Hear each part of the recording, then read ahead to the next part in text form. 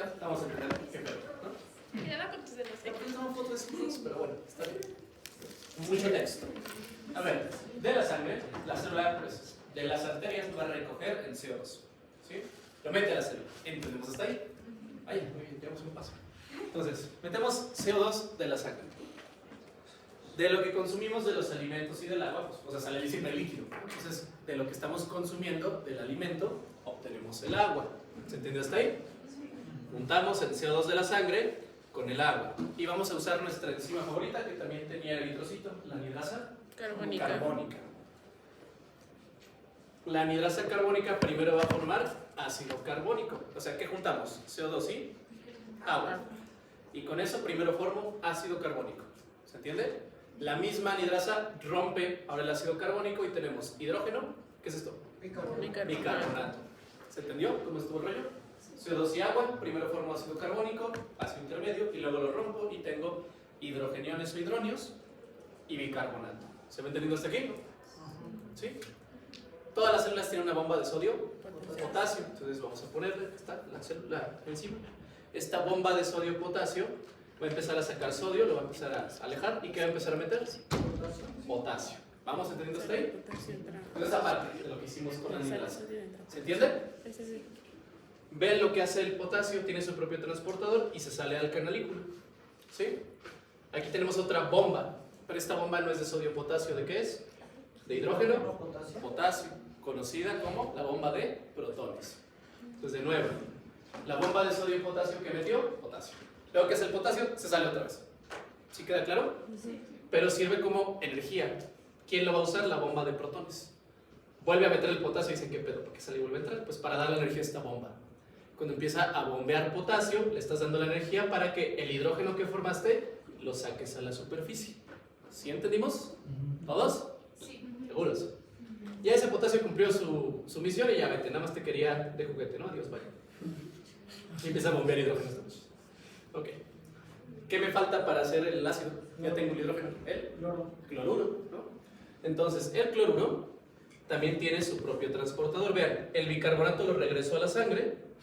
¿Y qué empiezo a meter a la célula? Cloruro. Es un antiporte, un contratransporte. De nuevo, de la sangre tenemos CO2, de la dieta, agua. ¿Cuál enzima vamos a usar? La anidrasa carbónica. Los junta y primero forma ácido carbónico. Luego lo rompe y obtenemos hidronios o hidrogeniones y bicarbonato. La bomba de sodio y potasio mete potasio solo para darle energía a la bomba de protones. ¿Sí queda claro? Y hace que ese hidrógeno salga a la luz. El bicarbonato lo regresó a la sangre con un contratransporte con cloruro. Y se une, en cuanto el hidrógeno ve al cloruro, dice, oh, un cloro, oh, un hidrógeno, pum, se pegan, se enamoran, se casan y forman ácido clorhídrico. ¿Sí se entendió? No, que si no consumimos agua, o sea, si consumimos o sea, si no llegamos a los litros adecuados de agua, ¿qué pasaría? Entonces, hay menos, o sea, primero el ácido que hay te va a quemar un poco más. Porque como no hay agua, el moco que estaba protegiendo va a disminuir. Entonces, por eso, no comer, los que están luego en ayuno, les queman, ¿no? Les arde, ¿no? Sí, entonces lo primero. Ahora, más allá, no te vas a morir de una úlcera, te vas a morir de otras cosas antes de que te mueres en 3 días sin agua. De sed. Bueno, seguimos. ¿Dudas hasta ahí? ¿Y qué pasaría si la bomba de sodio no estuviera? Si no existiera, pues probablemente estemos muertos porque debe estar en todo el cuerpo. Pero si no hay bomba de sodio y potasio, no podrías activar, no habría ácido. O sea, más bien si no hay ácido también, o sea, también si no hay, que es el otro extremo, ahorita veremos, el estómago se atrofia. Porque el ácido te ayuda a la digestión, o sea, también es bueno tener ácido, ¿no? O sea, más bien se destruiría. O sea, como ya no funciona, deja de moverse, se desaparecen los pliegues, queda liso, ya no absorbes nutrientes. O sea, también no tener ácido, que hay personas que lo tienen, les da desnutrición. Y ser inmunodeprime, ¿no? Puede ser, les da más infecciones porque ya pasan las bacterias. ¿Entendimos más o menos todo el mecanismo? ¿Sí? Ahora, si les pregunto en el examen, ¿la bomba de protones de qué es? No es de sodio y potasio, es de hidrógeno, potasio. Y damos medicamentos, anoten. Vamos a ver más famoso, el omeprazol. ¿Medicamentos para qué? Para la gastritis. El omeprazol. Todo lo que va en omeprazol, pantoprazol. ¿No? El omeprazol es un IBP, un inhibidor de la bomba de protones y se emplea para la gastritis. El omeprazol es un inhibidor de la bomba de protones y se emplea para la gastritis. Quiero que entendamos por qué. Estamos bloqueando esta bomba, entonces ¿qué va a dejar de pasar? Hidrógeno. Ya no sale hidrógeno, entonces ya no hay ácido. ¿Sí se entiende? Y agréguenlo porque no se les olvide, se debe dar en ayuno antes de comer, como una hora antes. ¿Qué pasa si te tomas? O sea, si tomas la pastilla cuando ya no estás en ayuno. No sirve, No sé. es como tomar nada. Pero no vas a notar que Como se son- te Tendría que- Hasta los anuncios lo ponen mal, están comiendo tacos y te echan un omeprazol. No. Sí, porque a mí me ha dado muchas veces pero nunca me han dicho de que tomas en ayuno. No, si lo consumes con alimento no sirve, Pero- no funciona. Tiene que ser en ayuno afuera. ¿Sí? ¿Qué pasó? ¿Cuál es la bomba que se bloquea? La de protones, la de hidrógeno, potasio. Esa es la que va a sacar hidrógeno, la de protones. Es que a veces me han dicho que luego... No, ya tienes uno. Ah, sí. Depende del medicamento. Pero por ejemplo, el Son los omeprazol no del sirve alma. para alimento. ¿De Es el quién médico. son esos audífonos? ¿Sí entendimos hasta ahí? No, ¿Dudas? Y por eso luego dice la gente ya más viejita que después de comer, que les da el mal del puerco, le mando. Bueno, le mando cuchón. Se empiezan a quedar como dormidos, ¿no? Y cómprate. Porque dicen que les da la marea alcalina. Lo van a escuchar de repente por ahí. Pero sí, o sea, sí tiene un fundamento fisiológico. ¿Por qué les da la marea alcalina? Porque están metiendo mucho, ¿qué? Bicarbonato a la sangre. Se empieza a alcalinizar y como que les empieza a dar hueva, ¿no? Y sueño. Porque además la sangre empieza a trabajar en el estómago, empieza a hacer digestión. Por eso después de comer hasta nos morimos, ¿no? ¿Se entendió hasta ahí? Doc, y entonces al inhibir la bomba de protones, el omeprazol, ¿qué pasa? O sea, si tú bloqueas la bomba de protones, Ajá. ya no salen protones. Y si no hay protones, si no hay la H, no tienes el HCl, no hay ácido. Ah, ok. Entonces tú bloqueas la producción de ácido. Ujú.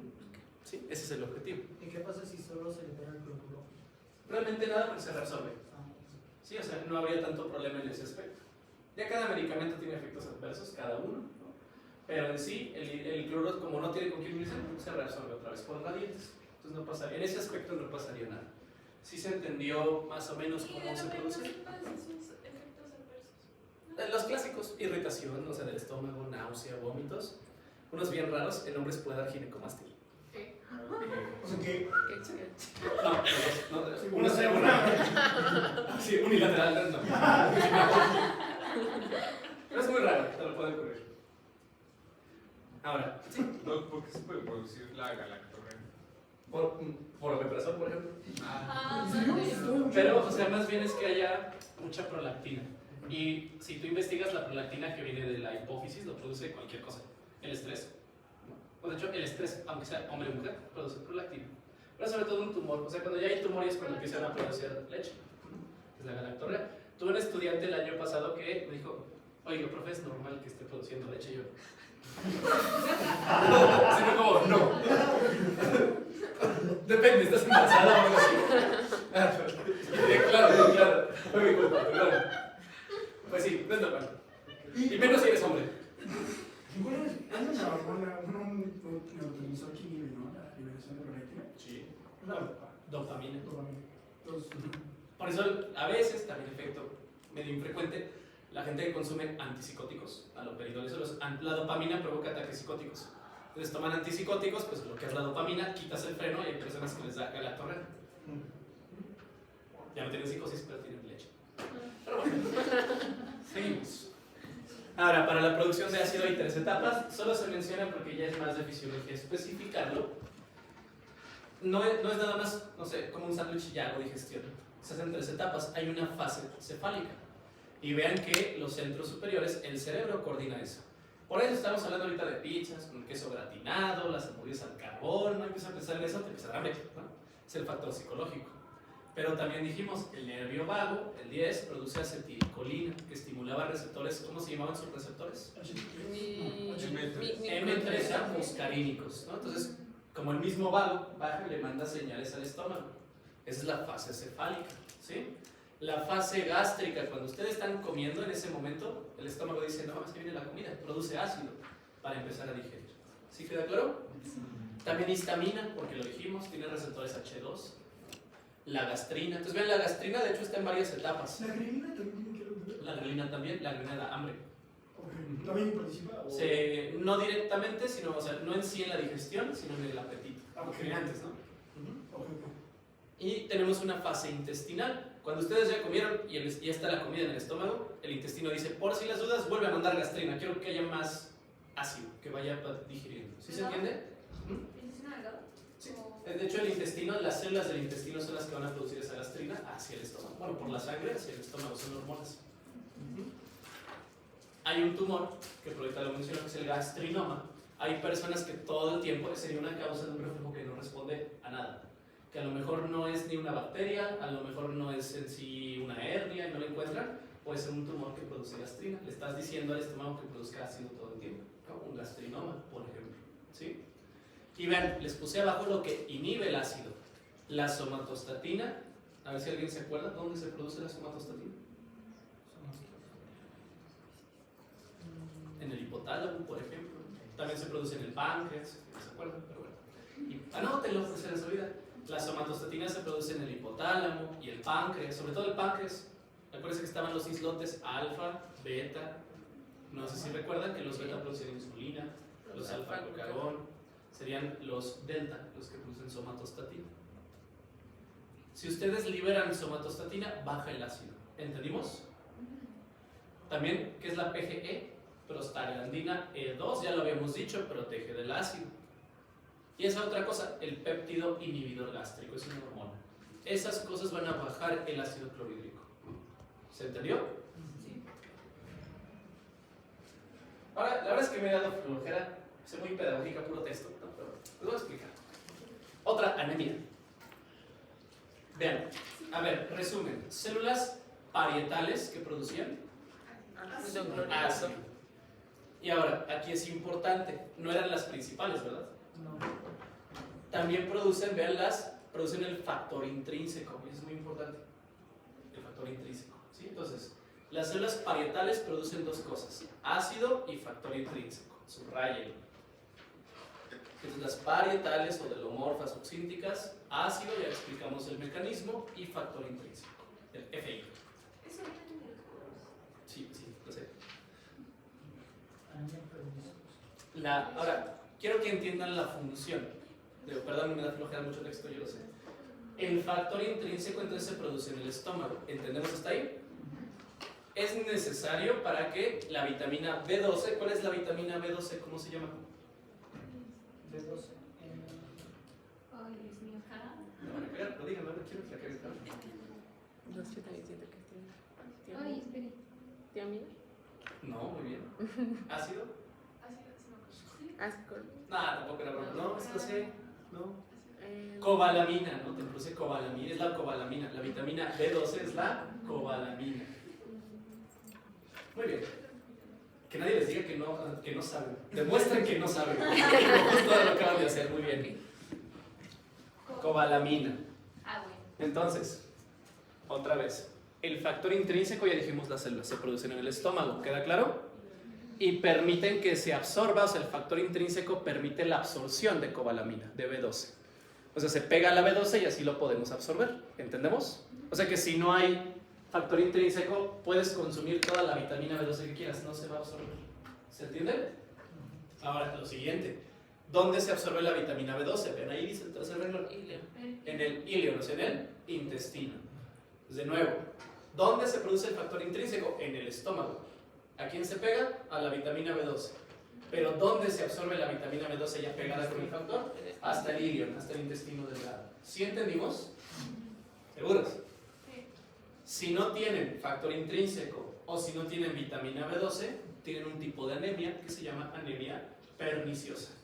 Entonces la anemia perniciosa es la falta de cobalamina. Puede ser porque no consumen la vitamina o puede ser porque no tienen el factor intrínseco. ¿Dónde está principalmente la cobalamina? ¿En qué alimentos? ¿En cuál? En la carne. Entonces, sobre todo la carne roja. ¿Quién tiene más riesgo de desarrollar anemia perniciosa? Los vegetarianos. Un vegetariano vegano que no tenga suplementos. Hay ciertos, o sea, sí se puede con vegetales, suplementos, pero por eso es asesorarse, ¿no? Porque la principal fuente es de la carne. Bueno, ¿entendemos hasta ahí? Sí. ¿En qué otros pacientes, a ver, veganos o vegetarianos, en quién más podría haber? Por ejemplo, cuando alguien quiere bajar de peso, que hacen una gastrectomía. Si cortan muchas células parietales, le provocan falta de factor intrínseco. ¿Sí? Anótenlo. Causas de deficiencia de factor intrínseco.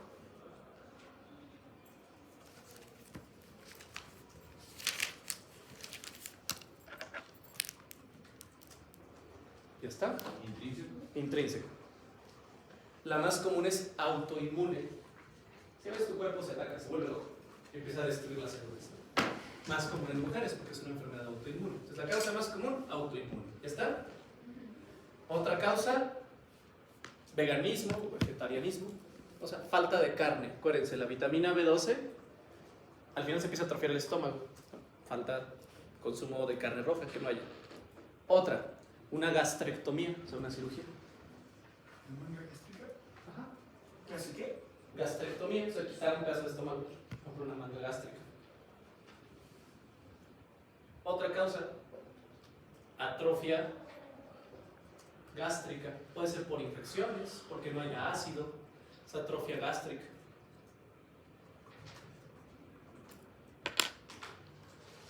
Ahora, vean aquí un poquito de la anemia, justo lo que les decía. La anemia perniciosa la diagnosticamos también porque es una anemia megaloblástica. Ya lo habíamos dicho, ¿qué es megaloblástico? Que el tejido está más grande.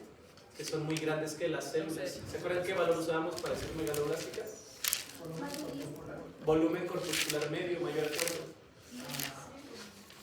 115, ¿no? Es una anemia megaloblástica. Por ejemplo, aquellos que también les que eran alcohólicos, ¿no? Que no tenían ácido fólico, que no tenían cobalto. ¿Sí? ¿Queda claro hasta ahí? Ahí les puse una causa autoinmune, les decía anticuerpos, se puede atrofiar, puede haber infecciones. Pero ven el cuadro clínico de la anemia perniciosa, es muy característica.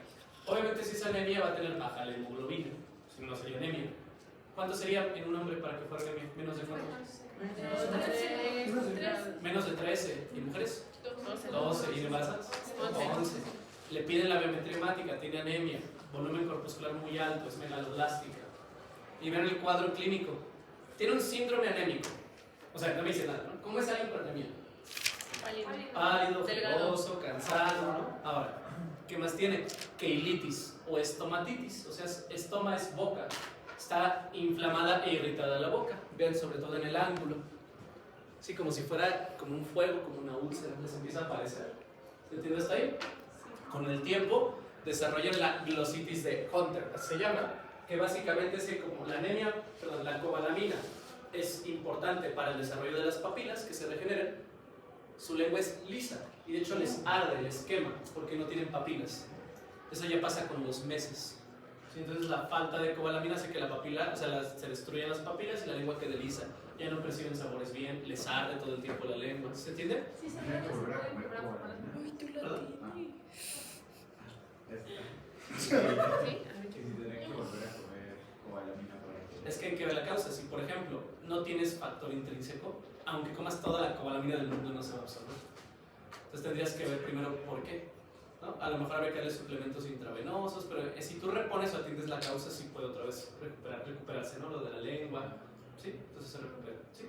Esa era la pregunta, si se puede volver a formar las papilas. Ahora, lo más característico es lo de abajo. La degeneración combinada subaguda medular. Anoten esa cosa rara y ahorita les digo qué es. Degeneración combinada subaguda medular. Son bonitos traumas. Entonces, vamos a recordar. ¿Combinada qué? Subaguda es que tarda unas semanas y el problema está en la médula espina. Degeneración combinada subaguda medular. Es la alteración de los cordones posteriores, o sea, grácil y cuneiforme. ¿Para qué servía grácil y cuneiforme? ¿Qué percibían? Vibración, Termorjasis. tacto fino, Y propriocepción, Y se hacen los puntos. sí. Termoalgesia, dolor y temperatura espinotalámica. Entonces, estas personas de repente apagan la luz y se caen. Pero porque ustedes, o sea, pero cuando apagan la luz, la propiocepción, ¿qué era propiocepción? Ser consciente de dónde está tu cuerpo. Entonces, esas personas ya pierden la propiocepción. Si apagan la luz y ellos no ven dónde están sus pies, se caen, empiezan a chocar. ¿Sí? Entonces, ese es como el dato que les empieza a orientar. Se tropieza, tiene que ver lo que están haciendo. Entonces la vitamina B12 es importante para que Gracil cuneiforme funcione. ¿Sí? Todo ese cuadro clínico tiene una anemia perniciosa. Obviamente hay que pedirle estudios, ¿no?, de cobalamina, si no, no podemos hacer el diagnóstico. Y tienes que tratar la causa. ¿Sí se entendió hasta ahí? Sí.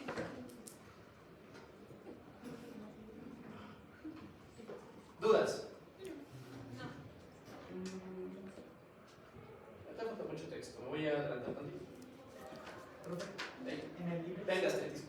en el libro menciona el Helicobacter pylori.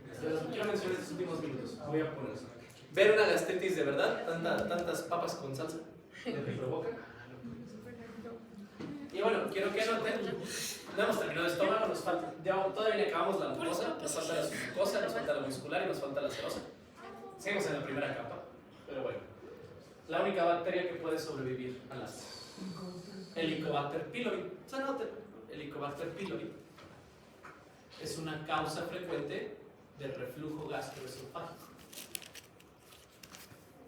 Le piden tinciones especiales, como de plata, no son estos cositos negros que andan ahí Son flotando. no lo podemos ver aquí, ¿sí? No tiene aquí. No, tienes que pedir estudios especiales, ¿no? ¿Puede repetirlo? Es una causa frecuente de reflujo gastroesofágico. Y anoten, que se recubre en moco, a eso se le llama película. Sí, por así, ¿cómo se llama? Por una sal. No. Entonces, se recubren en moco, eso le llaman película. Cuando escuchan película no es de movie, ¿no? Es que es una capita que envuelve. Entonces, Helicobacter pylori se envuelve en una película o una capa de moco. Entonces, no le hace daño el ácido. Y lo que hace Helicobacter pylori es que destruye la mucosa gástrica. Destruye las células parietales, las células principales y empieza a destruir todo. Y hace que el ácido suba. ¿Por qué se puede realizar una infección de Helicobacter pylori? ¿Cómo? O sea, ¿qué lo provoca? Comer tacos, no sé, por ejemplo. Se puede encontrar en, por ejemplo, sushi. Y aquí, ahora, el diagnóstico es con la prueba de urea en aliento. Entonces, saben, el diagnóstico es con urea en aliento. Le pides al paciente que sople en un dispositivo especial que mide los niveles de urea y de amonio, ¿no? Sobre todo urea. Y si da positivo, o sea, no tienes que hacerle una biopsia, no tienes que abrir el estómago. Haz que soples, da positivo, como el del alcoholímetro, pero para urea. Y tiene Helicobacter pylori. Entonces, ¿qué le van a dar de tratamiento si es una bacteria? Un antibiótico. ¿Sí? Entonces, de nada sirve que solo le den omeprazol, esa bacteria sigue viva y hay que darle antibióticos. Y el tratamiento dura unos 3-4 meses. Eso lo precisamos el amoníaco. ¿Es el de urea o amoníaco en aliento? ¿Sí se entendió? Sí. Entonces, hay gente que no mejora el reflujo ni con dieta ni con medicamentos, a lo mejor tiene Helicobacter pylori. Cuando tiene, bueno, tú no sé que de otra manera, ¿no? Como tiene Helicobacter pylori. ¿Cómo? O sea, es que, bueno, mi papá, Hasta aquí, como por hoy. bueno, pues él